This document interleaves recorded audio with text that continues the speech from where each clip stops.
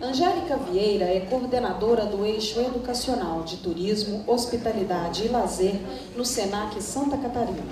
Profissional com mais de 30 anos de experiência em empresas multinacionais do segmento de hotelaria e do setor de agenciamento e operações turísticas. Já atuou como guia de turismo internacional na América do Norte e Europa.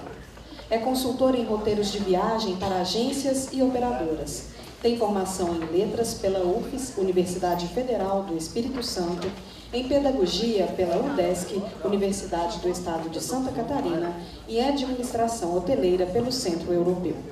É especialista em educação à distância pelo SENAC e em gestão da gastronomia pela Univale. Convidamos agora a palestrante Angélica Vieira.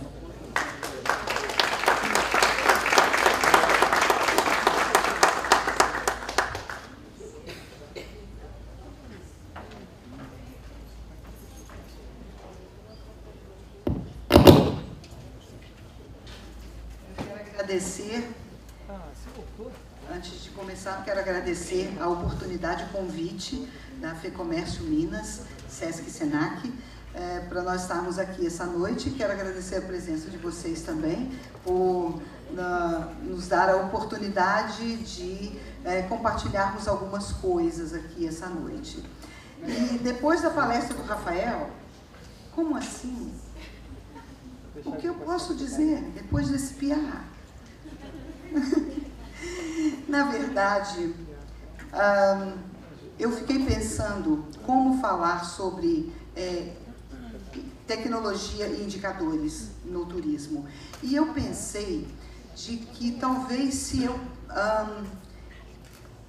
fizesse a minha história, a minha trajetória, talvez fosse uma linha de identificação de muitos de vocês. E eu acho que é por aí que eu vou, tá? Vamos ver se agora funciona.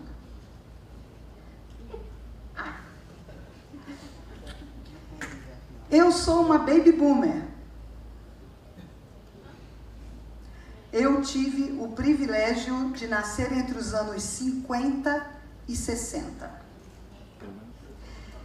Privilégio porque foi na minha geração que o homem chegou na Lua, que a TV ganhou cores.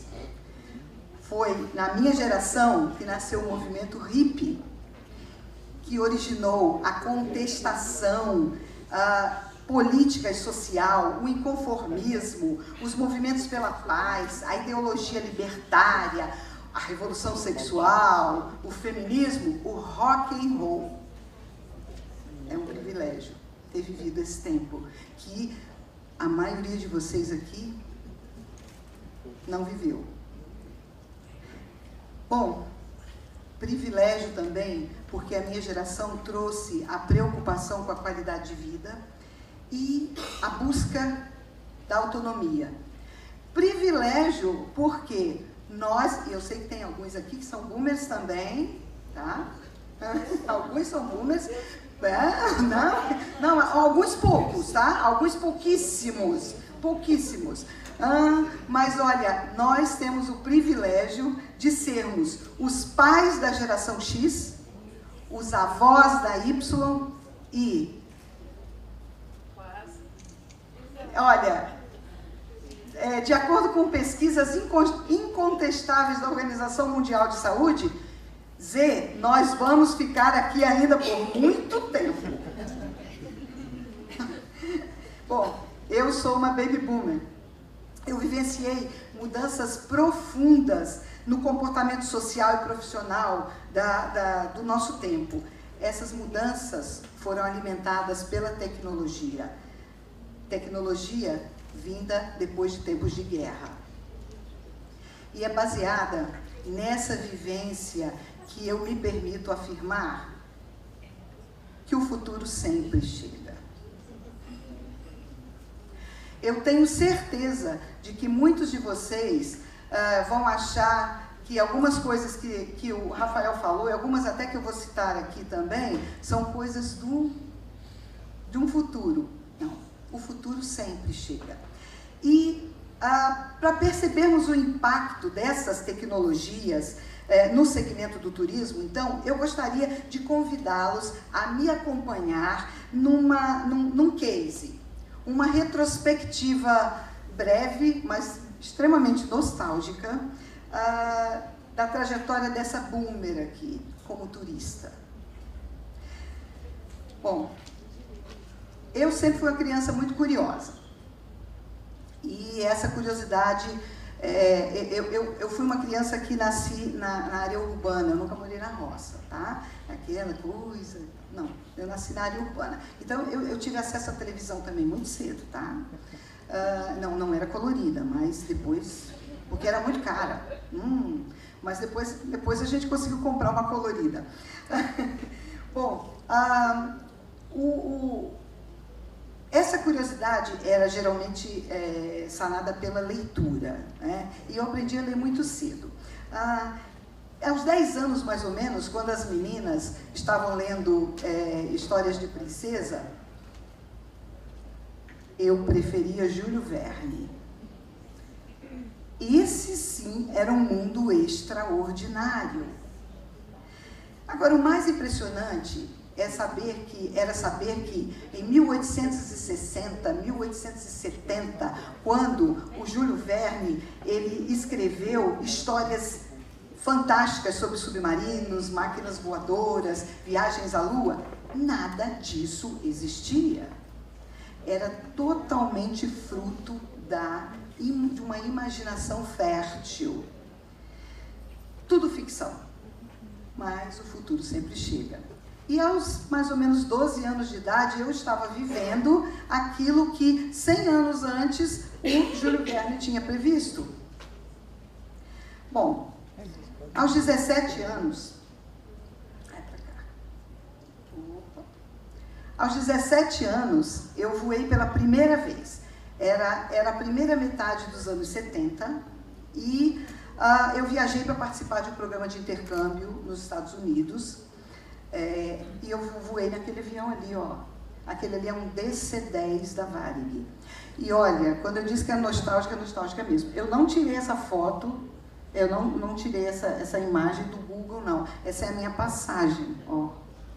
Tá lá, da Varig. A passagem aérea, ela dá até para ver ó, 12 de julho de 74. Tá. Bom, em 73, 74, quando eu viajei, era uma grande aventura rumo ao desconhecido. As informações eram muito poucas, a comunicação era muito difícil e cara. Durante um ano que eu fiquei fora, eu falei 2 vezes apenas com a minha família. No dia do meu aniversário e no dia do Natal. Tá? Isso porque não existia DDI. A discagem, as ligações telefônicas eram feitas via cabo submarino, via telefonista, eram caríssimas. Eu sei que a gente falou por alguns minutos e os meus pais pagaram uma pequena fortuna por isso. Então, era muito complicado.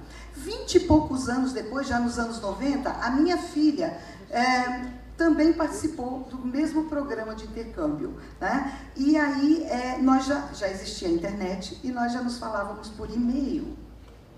E falávamos também em tempo real, por texto, numa coisinha chamada Mirk. Alguém lembra disso? Uma tela toda preta, cada um era de uma cor e se falava ali em tempo real.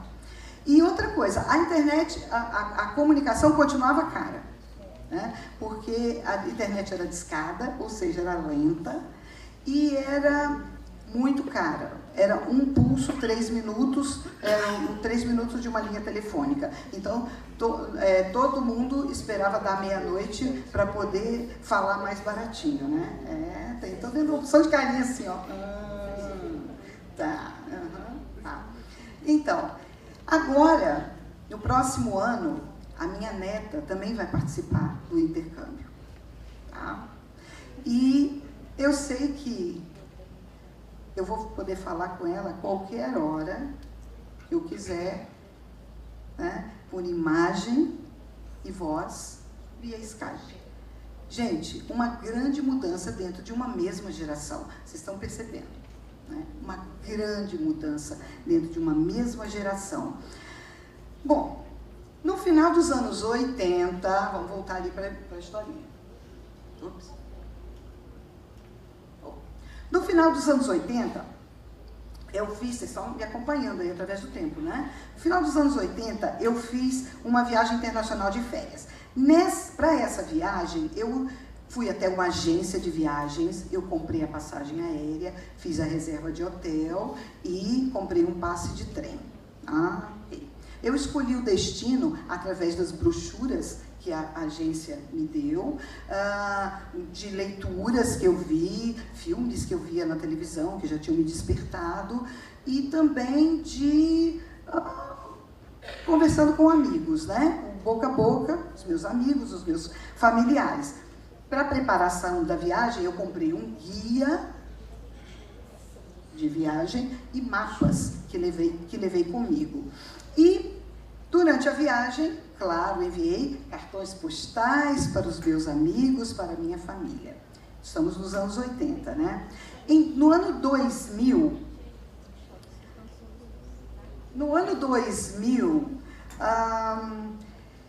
eu fiz uma viagem para a Europa e já utilizei a agência apenas para comprar o bilhete aéreo.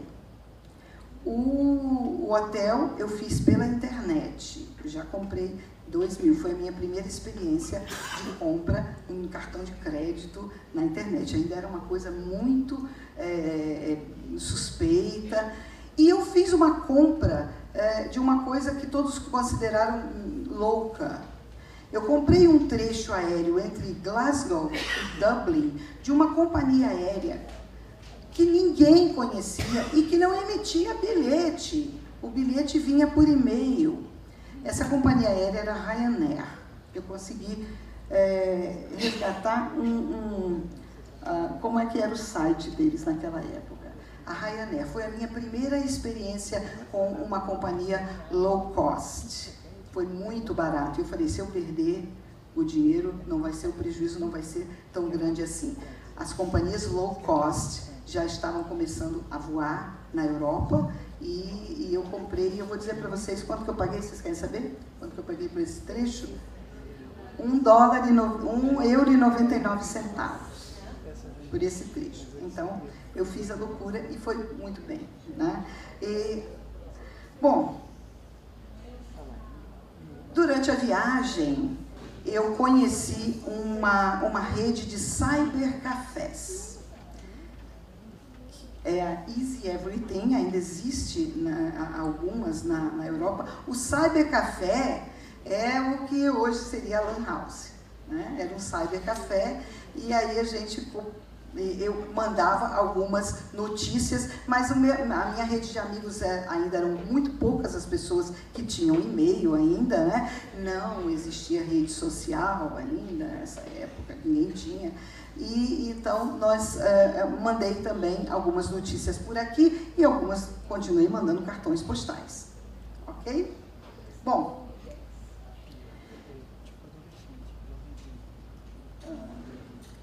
em junho, agora de 2005, eu resolvi fazer uma viagem para comemorar o meu aniversário. Eu queria viajar para uma capital da América do Sul. Bom, eu fiz toda a compra online, né? Então, toda a parte aérea, fiz a reserva de hotel, aí eu usei o Airbnb. Não foi a primeira vez, né? Já tinha usado outras vezes, mas é fantástico isso aí. Tá? E fiz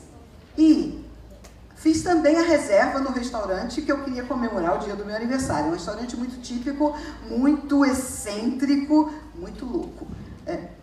E, claro, na hora da festa, eu compartilhei com todos os meus amigos, filmei, mandei para eles, falei com eles em tempo real e recebi um monte de parabéns e tudo acontecendo, tudo no mesmo momento.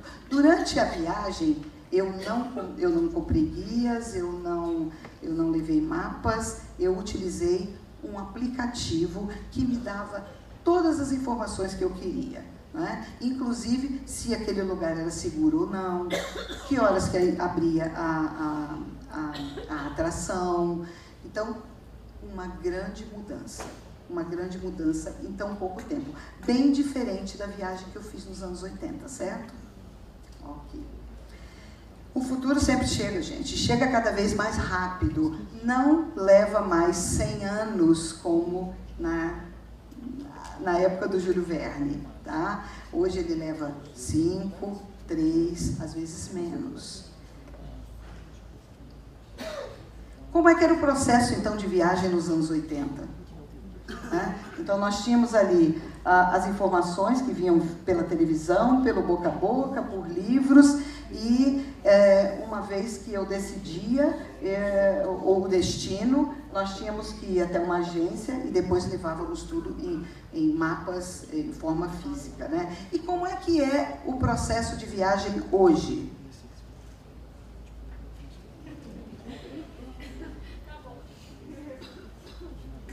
Não precisa dizer nada. Está tudo aqui, não é?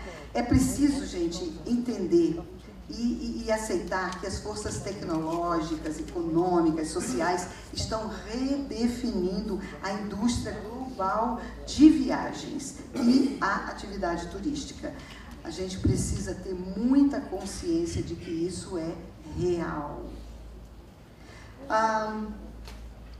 O universo digital hoje é a principal fonte de inspiração para 65% dos viajantes a lazer, que são inspirados em fontes como as redes sociais, as diversas redes sociais, as ferramentas de busca e os vídeos, conforme mesmo citou o colega Rafael. Tá?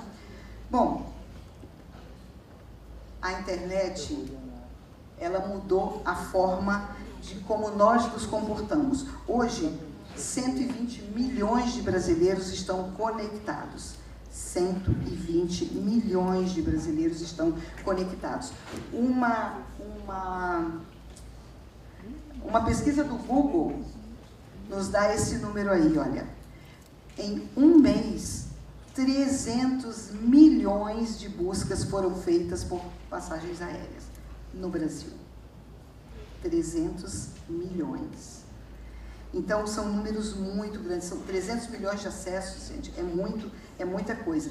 Porque hoje nós vivemos a terceira... aqui também um dado do Google que diz como é que é a internet no processo de compra do viajante. 89 pesquisam os hotéis online e 47 compram online. No caso de passagens aéreas, 91 pesquisam online e 70% compram online. Isso nos diz algumas coisas muito interessantes sobre, por exemplo, um segmento da atividade turística, que é o de agências de viagem.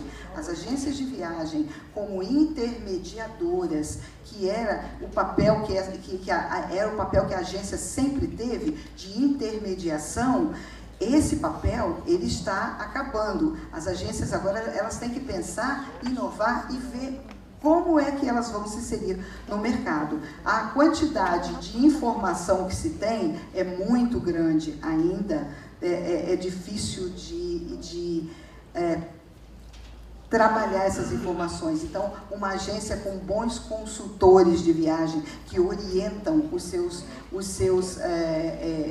clientes, e não apenas para vender, para ser comissionada, esse é o futuro das agências de viagem.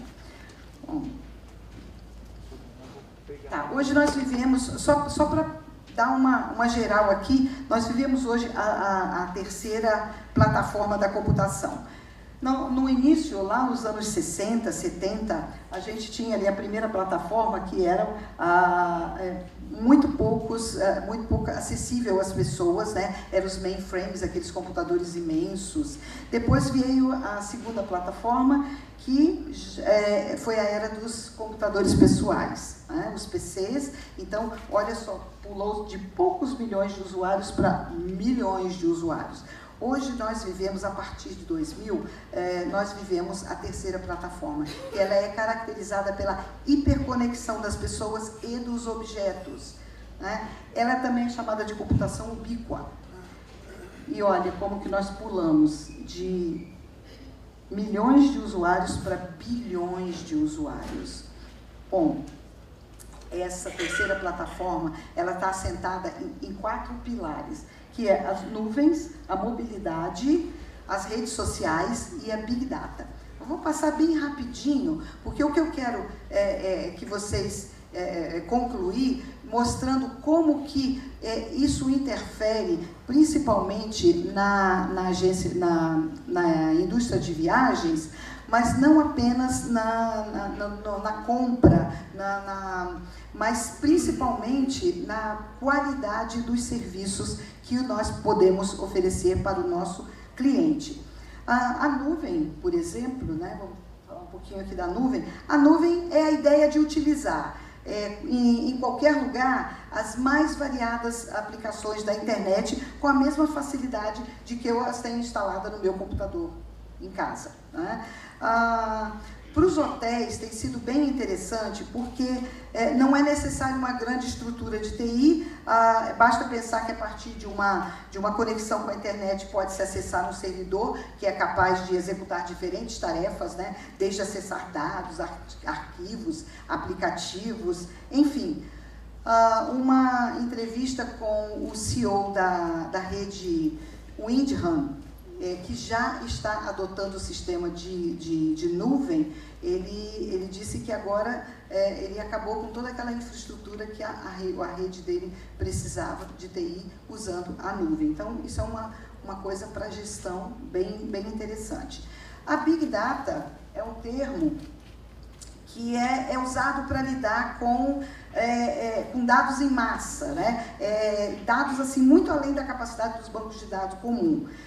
A Big Data tem muita informação com velocidade e muita precisão. E é interessante notar que essa pesquisa do IDC, esqueci de colocar a fonte ali, elas projetam que a quantidade de dados em 2020 vai ser 40 vezes maior do que a atual. Ou seja, tudo vai ser feito via internet, conforme até o Rafael citou também. Bom, outro pilar da terceira plataforma é a mobilidade. Ter informações a qualquer hora, em qualquer lugar e com qualquer dispositivo se tornou imprescindível no mundo atual. É uma revolução que atinge o comportamento das pessoas e das empresas. É a locomoção sem perda de conexão. Bom, todo mundo conhece a pirâmide de Maslow, né? Que fala sobre as necessidades básicas do ser humano. Você já conhece a pirâmide de Maslow 2.0? Então, vocês vão conhecer agora.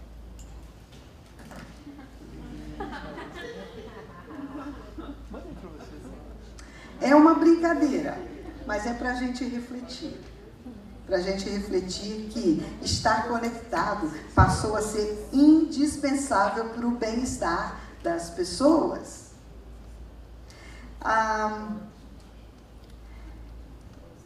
As empresas estão se preocupando com isso. Eu tive uma experiência há um mês atrás, mais ou menos, em São Paulo, que eu fui até um shopping e eu me deparei com um tipo de um armário cheio de caixinhas e com chaves.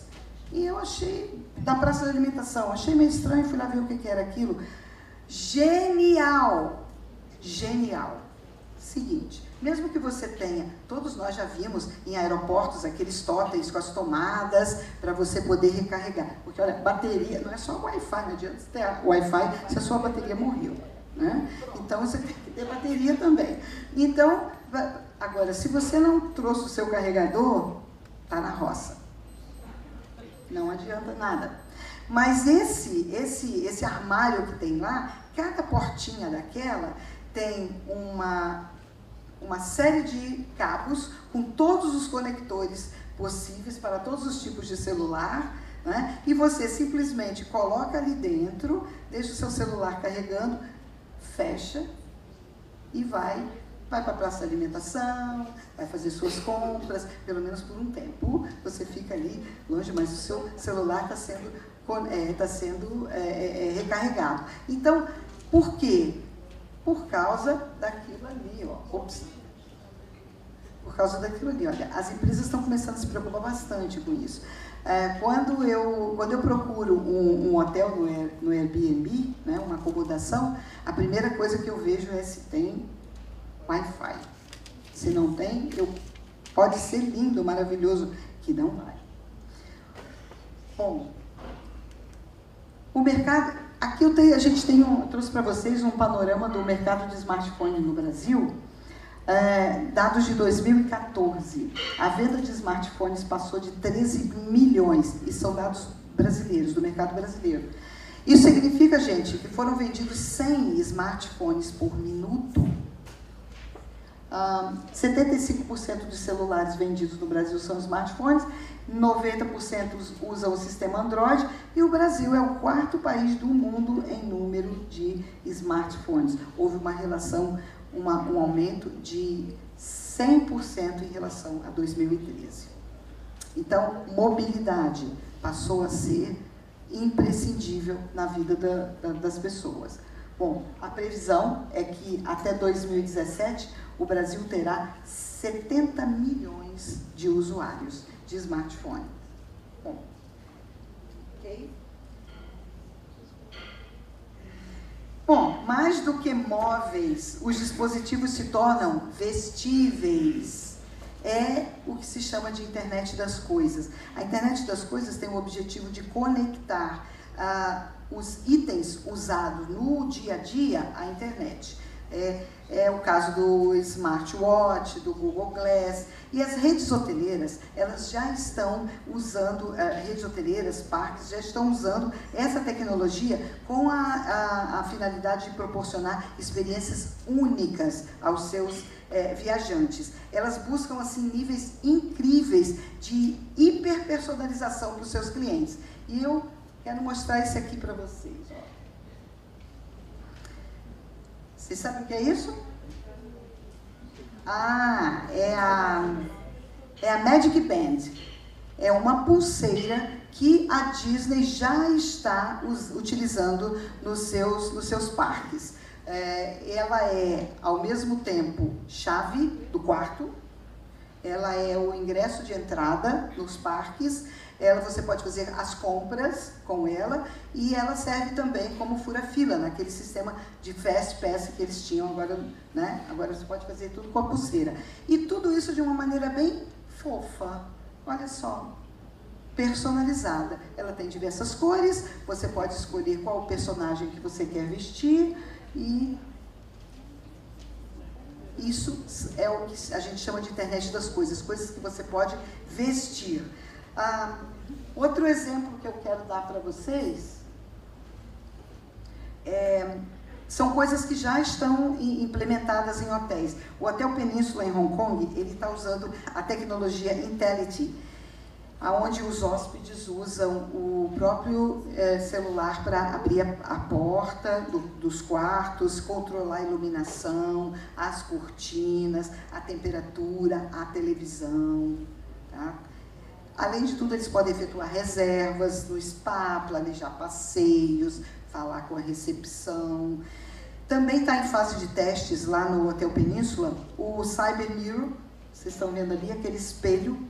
Esses espelhos que são transformados em telas touchscreen, onde tudo que foi armazenado na nuvem pode ser acessado enquanto, por exemplo, você escova os dentes. Você pode saber, deixa eu ver que roupa eu vou usar, né? Qual é a temperatura lá fora? Vai chover? Não vai? Que horas é o meu voo? Também. No espelho.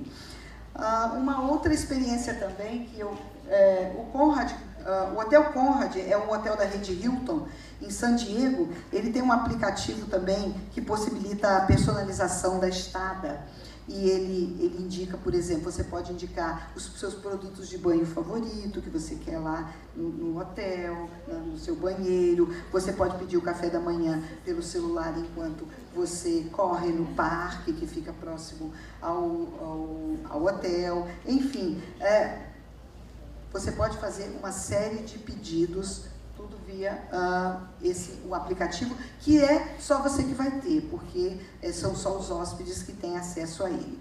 Uma outra situação é o que tem o MGM de Las Vegas. Ele tem um quarto chamado Staywell.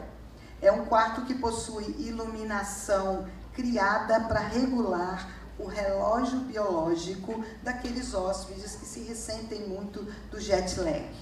Que o jet lag é aquela sensação de desconforto que você tem depois de viagens muito longas, aonde você cruza muitos fusos horários, com diferenças muito grandes de fusos horários. Então, ele tem uma iluminação própria para adaptar o seu relógio biológico. Então, isso é a tecnologia sendo usada a serviço do bem-estar do hóspede. Bom, a quarta, já foi muito falado de redes sociais aqui, mas as redes sociais são um dos 4 pilares dessa terceira plataforma, né? A internet é uma rede de pessoas e comunidades. Aqui eu tenho uns dados, que já estão desatualizados. Hoje eu já vi, eu tinha esquecido o Instagram, de colocar o Instagram ali, e hoje eu já vi que o Instagram já superou o WhatsApp. Está com 400 milhões de usuários. Tá? Então, o Facebook também já superou o 1 bilhão. Né?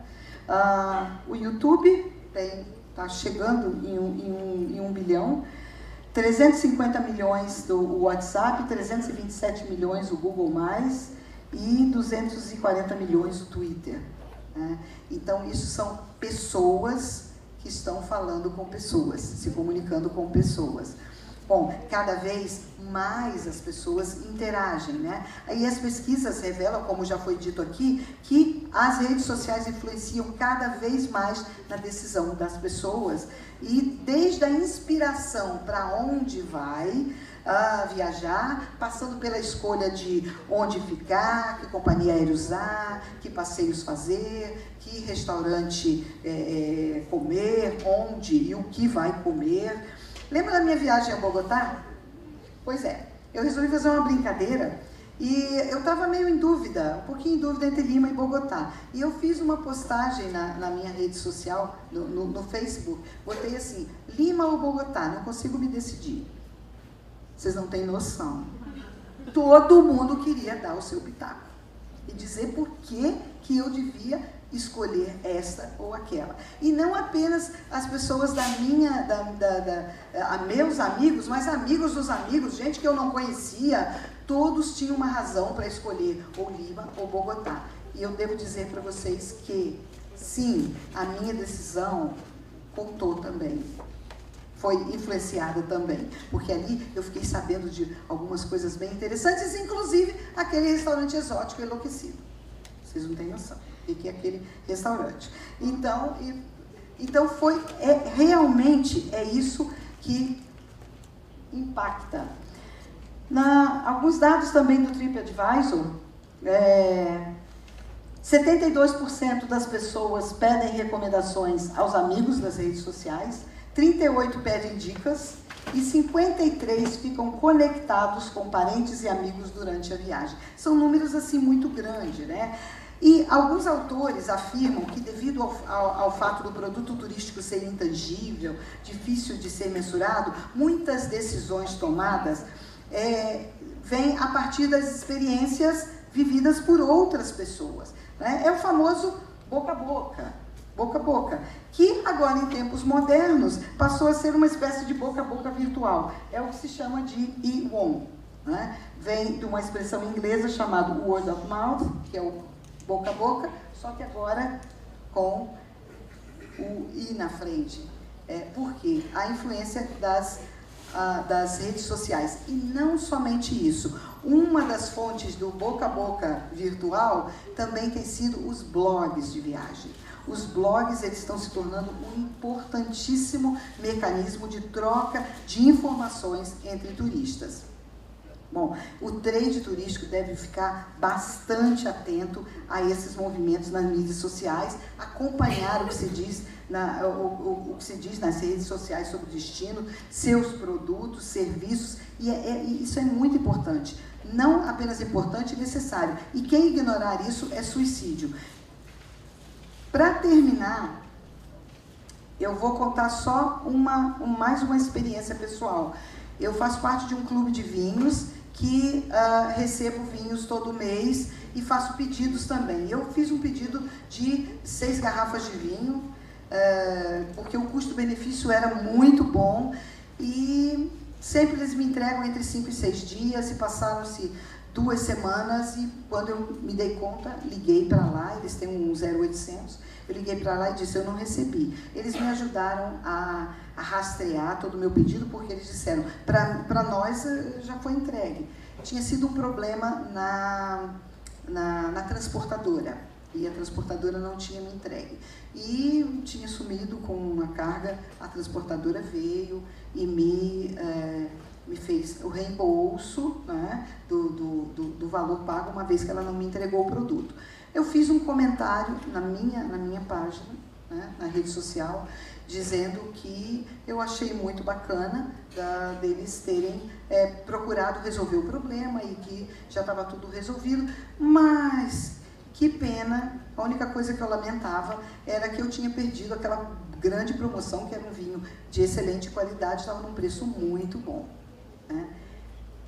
Não sei, a empresa descobriu que eu tinha feito esse comentário e me mandou uma caixa com 6 vinhos.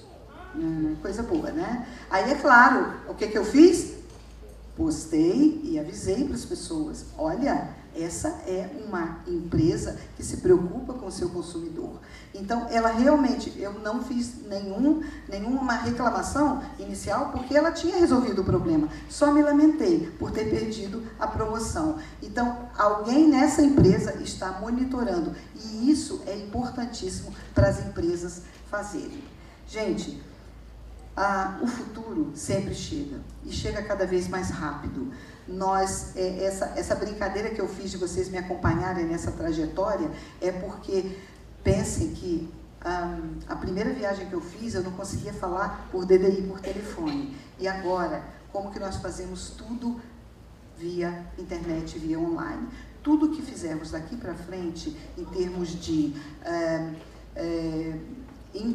empresas, tem que se pensar que o perfil do consumidor mudou. Ele mudou, mesmo aquele baby boomer, né, que nasceu lá atrás. Tá? Bom, eu quero agradecer e estou também à disposição para qualquer pergunta. Meus contatos ali também, ok? Muito obrigada.